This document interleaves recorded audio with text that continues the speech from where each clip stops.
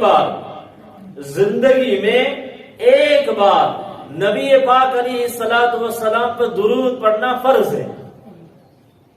زندگی میں ایک بار ایک ایمان والے کو اپنی زندگی میں ایک بار نبی پاک صلی اللہ علیہ وسلم پر درود شریف پڑھنا فرض ہے. اور فرض کے بعد کا درجہ ہوتا ہے واجب کا. تو فرمایا جس مجلس میں بھی جہاں کے لوگ بیٹھے ہوئے ہیں اور آپ علیہ الصلوۃ والسلام کا نام شریف آیا، نام گرامی آیا، ایک مرتبہ اس مجلس میں درود پڑھنا ہر ایمان والے پر جو وہاں بیٹھا ہوا ہے ایک مرتبہ درود پڑھنا واجب ہے، اور ایک مرتبہ سے زیادہ پڑھنا مستحب ہے. لیکن ہمارے مجلس میں بعض مرتبہ ایسا ہوتا ہے کہ واعظ کرنے والا واعظ اگر کر رہا ہے وہ درود پڑھ رہا ہے، لیکن سننے والے صم بکم عمی، گہرے بہرے کہتے ہیں اس کو. قرآن کریم میں آیا کہ بس چپ کر کے بیٹھے ہیں، کوئی زبان کو حرکت نہیں دے رہے. یہ یاد رکھنا چاہیے، ایک مرتبہ کم سے کم جب ہم نام سنیں ایک مرتبہ درود پڑھنا کیا ہوگا؟ واجب. ایک عجیب بات ذہن میں آ گئی. آپ علیہ الصلوۃ والسلام کی وہ حدیث مشہور ہے، ہمارا رمضان میں اس کو بیان کرتے ہیں. آپ علیہ الصلوۃ والسلام ایک مرتبہ مسجد نبوی میں مدینہ کے اندر منبر پر تشریف رکھنے کے لیے لے گئے. صحابی بیان کرتے ہیں آپ علیہ الصلوۃ والسلام نے پہلی سیڑھی پر قدم رکھا تو فرمایا آمین، دوسری پہ رکھا تو پھر فرمایا آمین، تیسری پہ رکھا تو پھر فرمایا آمین. صحابی بیان کرتے ہیں ہم سوچنے لگے دعا تو اس وقت کوئی ہوئی نہیں، آپ تشریف لے جا رہے ہیں خطبہ پڑھنے کے لیے، کوئی دعا کر رہا ہوتا تو آپ کہتے آمین، آپ آمین کس لیے کہہ رہے ہیں؟ تو بعد میں صحابہ نے پوچھا ہے، آپ علیہ الصلوۃ والسلام نے پھر فرمایا کہ جب میں تشریف لے گیا میں نے پہلی سیڑھی پہ قدم رکھا تو جبریل امین علیہ الصلوۃ والسلام میرے سامنے تشریف لائے، اور آ کر فرمایا جبریل امین علیہ الصلوۃ والسلام نے اے اللہ کے نبی، اے نبی پاک علیہ الصلوۃ والسلام، آج میں ایک عجیب کام کے لیے آیا ہوں.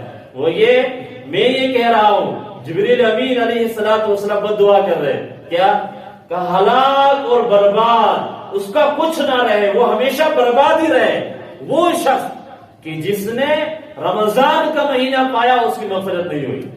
کہ میں نے کہا نہیں.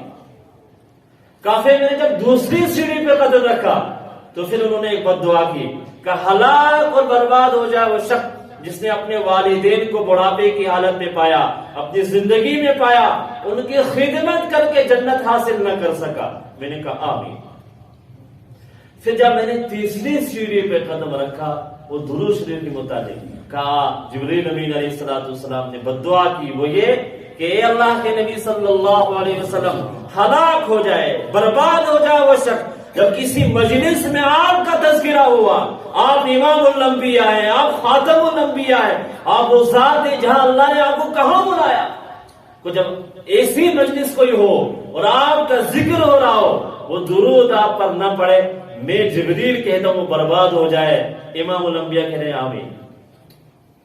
اب اس آدمی کی ہلاکت اور اس کے برباد ہونے کی باقی کیا رہا کہ جب جبریل امین علیہ الصلوۃ والسلام جیسا فرشتہ کہہ رہا ہے وہ بد دعا کر رہے ہیں اور اللہ کے نبی صلی اللہ علیہ وسلم آمین کہہ رہے ہیں. جگہ کون سی ہے؟ منبر، مدینہ، مسجد نبوی.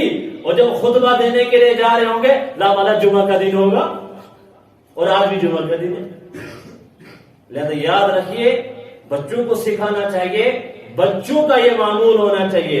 جو ہی آپ علیہ الصلوۃ والسلام کا نام آ گیا محمد صلی اللہ علیہ وسلم، ہمارے مستورات ہماری ماں بہنوں کے وہ ہے ہی نہیں کہیں ذہنوں میں، ان کے کانوں سے کہیں گزرا ہی نہیں کہ درود شریف پڑھنا ہوتا ہے جب آپ علیہ السلام کا نام آ جائے. کچھ فکر نہیں ہے. وہ غلطی کس کی ہے بابا؟ وہ ہماری غلطی ہے. ہم یہاں تو سن رہے ہیں، پڑھ بھی رہے ہیں، لیکن ان کو کون بتائے گا گھروں میں جا کے؟ لہذا اولاد کی تربیت میں یہ بھی داخل ہوگا. ہم ان کو بتائیں آپ علیہ الصلوۃ والسلام کے ہمارے اوپر حقوق ہیں، ان میں سے درود شریف بتائیے. اور ہماری مستورات، ہماری بہنیں، ہماری مائیں، ہماری بیٹیاں جو گھروں میں ہیں ان کو بھی ضرور بتائیے. کریں گے انشاءاللہ. جمعہ کے دن خصوصاً کثرت کے ساتھ آپ علیہ الصلوۃ والسلام کو درود پڑھنا چاہیے. اللہ مجھے بھی آپ کو بھی عمل کی توفیق عطا فرمائے.